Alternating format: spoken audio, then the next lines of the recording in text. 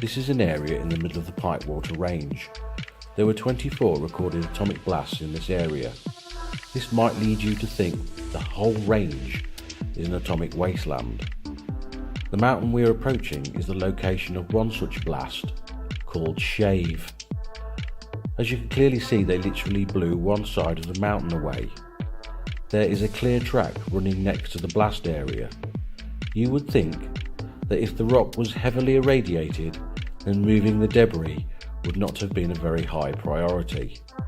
Shave is a fantastic example of how to make an artificial north face, shielded from view and shielded from direct sunlight.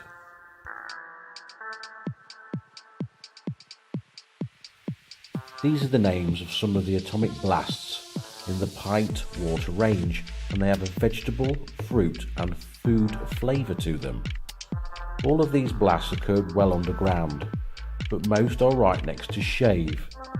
There are no depressions or craters like you see on the Yucca Flats. It is quite possible small atomic devices in the order of a 1 kiloton yield were used to blast out the underground for the purpose of creating food processing and storage areas. Charles Hall said the tall whites are vegetarian. It is very possible the tall whites are using the artificial north faces for much of their agriculture. Almost everywhere in the Pintwater Range, the north-facing areas are green and purple, almost the same colour as seaweed. Charles Hall has also alluded to the tall whites' home planet being perhaps densely clouded because they never see the stars at night. So much of their agriculture depends on indirect sunlight to thrive. We are east and above an area of the Indian Springs dry lake bed called Fallout Hills. I believe that Fallout Hills is the location for where much of the excavation debris was dumped. This is another north-facing curved cliff in the Pintwater Range.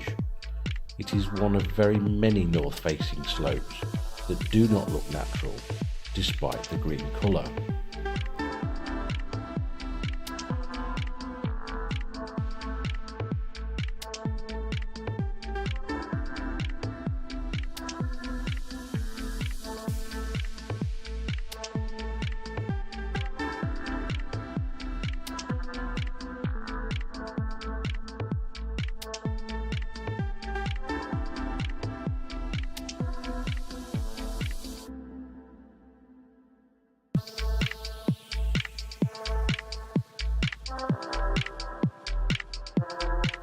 As with all the artificial north-facing slopes at Pintwater, you always see clear tracks for easy access. Pintwater is riddled with tracks. Some may have formed quite naturally with runoff from rain. However, it is clear that very many are artificial, or at least maintained in a way as to allow access for someone.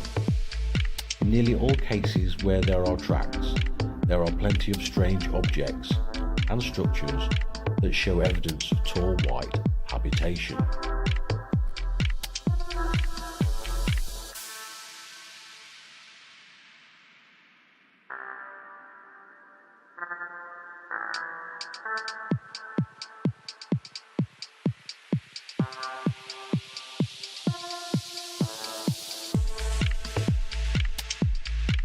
Much of Pintwater is between 2,000 to 6,000 feet above sea level, and so the climate isn't quite as fierce as the dry lake bed valleys. The higher you go, the cooler it becomes, and as with all peaks, they tend to generate their own local climate, which might include extra precipitation.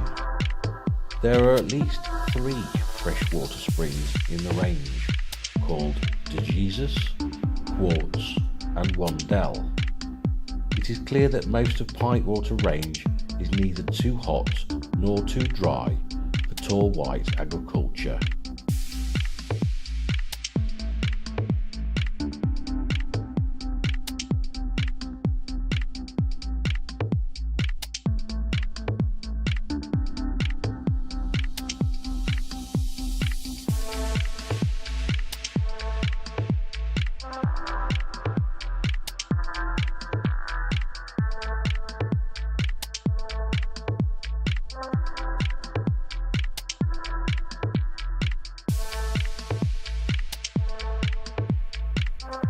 As with many of these north-facing slopes, when you get up close, it resembles a complex, three-dimensional mashup of crystalline and honeycomb shapes, interspersed with bizarre objects and structures. We know many human cultures have throughout history performed agriculture on steep slopes. A good example is the Inca method of farming with terraces built hundreds and even thousands of years ago.